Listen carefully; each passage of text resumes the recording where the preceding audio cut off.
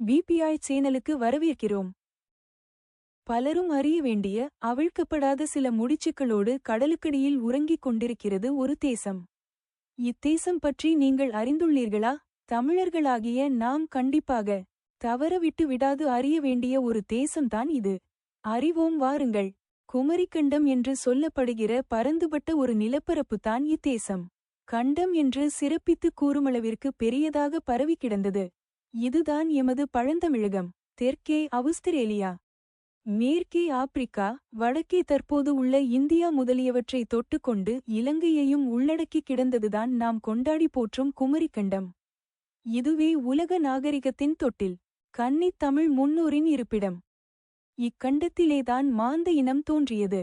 முதலில் தோன்றிய மாந்தன் இன்றைய மாந்த குரங்கைப் போல் மயிரடர்ந்த உடலோடு குனிந்து நடப்பவனாக இருந்தான்.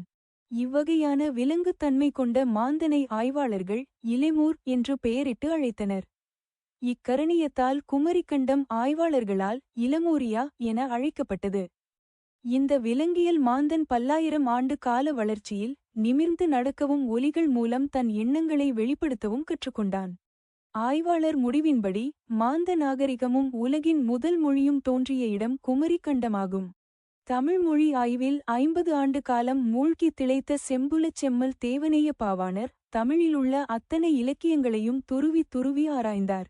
அதன் பயனாக மாந்த தோற்றம், மொழித் தோற்றம், அவற்றின் வளர்ச்சி படிகள், இவற்றினூடான மாந்த குல வரலாறு அனைத்தையும் மறுப்பதற்கிடமின்றி மேற்குலக ஆய்வாளரும் ஏற்கும்படி ஆராய்ந்து மெய்ப்பித்து நிறுவினார்.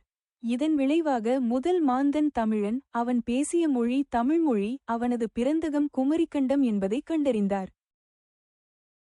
தயவு செய்து வீடியோவை லைக் செய்து சப்ஸ்கிரைப் செய்து உங்கள் நண்பர்கள் மற்றும் உறவினர் இடம் வீடியோவை பகிரவும்.